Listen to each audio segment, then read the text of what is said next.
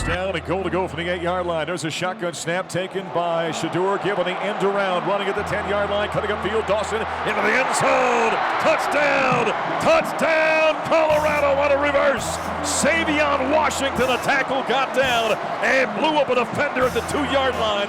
Little jet sweep there on a touchdown by Tavarish Dawson. One of 2 touchdowns. He had one there on the run. How about that big block by Savion Washington? That one kind of pancaking the guy at the goal line. Also had a receiving touchdown. Buffalo's win over the Nebraska Cornhuskers 36-14. Voice of the Buffs, Mark Johnson back here at Folsom Field. Great day in Boulder for this one, opening up the home schedule for Colorado. And afterward, our Andy Lindahl caught up with a number of guys on the defensive end, including Jordan Domineck. Powered by Ford. Cars, trucks, and SUVs built for America. Built Ford proud. How much did you enjoy this first chapter of the Nebraska rivalry? Man, I loved it, man. It was definitely a rivalry. I've been through rivalries before, but it was nothing like this. Like, the energy out here was electric, just having the stands go crazy, and then that was the first time I've seen, somebody rush the field in person. So, like, that was a completely different experience for me. I didn't know what was going on. I was just part of it, But it was good, man. I loved the rivalry. I loved the game. We came in prepared, focused, and ready to play.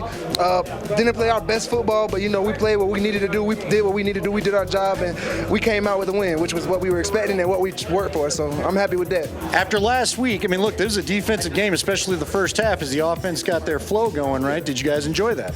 Yeah, definitely. It was a defensive game. It was an offensive game last week. Defense didn't play as well as we could have. And, that's just our thing right now, is just working off each other. If our offense is down, we're going to pick them up. If the defense is down, offense is going to pick them up. So at the end of the day, we just working off each other. And, shoot, you see the bond that we have in the locker room. You see the bond that we have as a team. Offense and defense working together. A lot can be done, as you can see today.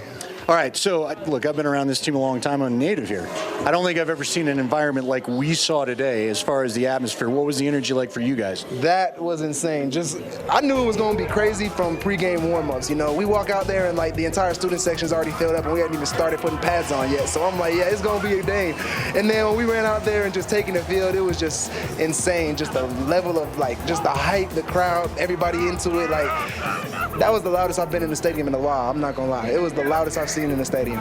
You showed us today you can chase down a quarterback, but I got to ask you about yours. Shedeur, the way he just stays calm, the way he looks down the field, what do you think of your guy? It's funny because we were making jokes about that on the sideline. We were talking about that man Shedeur looks like he's just messing around, just playing backyard ball when he's out there. But no, it's awesome.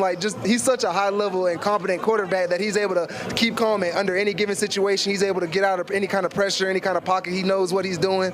And just to be able to watch him in action and just see him on the field, it's just it's a humbling experience because you're really watching one of the greatest college football players I've ever seen come out here. Not just him, but Travis Hunter, a lot of people on this team as well. We have a whole bunch of athletes, and just seeing not just Shedeur put them into place, but them putting themselves into places too. It's just amazing just seeing everybody work, everybody play, and I'm just happy to be a part of it, man.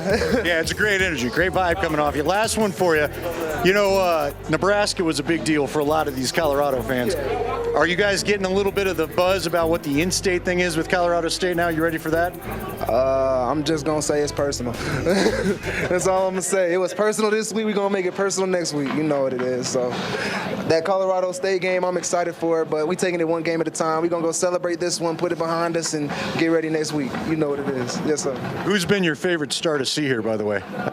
My favorite you guys got celebrities everywhere. Yeah, Michael Irvin is freaking out when you're making plays. Who is it? It's hard to tell. I love Michael Irvin. We had Lil Wayne come in here earlier. We had a whole bunch of people come through. We had T.O. I can't even tell you a favorite. I feel like my favorite would probably be either Michael Irvin or Lil Wayne. Yeah, just because I love Wayne music, and Michael Irvin's just a legend of the game. Or Warren Sapp. Warren Sapp, number one, obviously. Defensive lineman, Hall of Famer, came in here and taught us a lot. So just being able to learn from him and get the knowledge that he has is just amazing. So definitely that's my number one, Warren Sapp right now. One of those transfer athletes for the Buffaloes, he came in from Arkansas, Jordan Domineck, explosive. Came in with 16.5 career sacks, and he was creating problems for the Nebraska Cornhuskers on this afternoon. As the Buffs win 34-16 over Nebraska. Coming up next, we'll check in with a couple of more players after the Buffs' victory over the Huskers, and a special guest. He's Denver royalty. I'll give you a hint coming up next.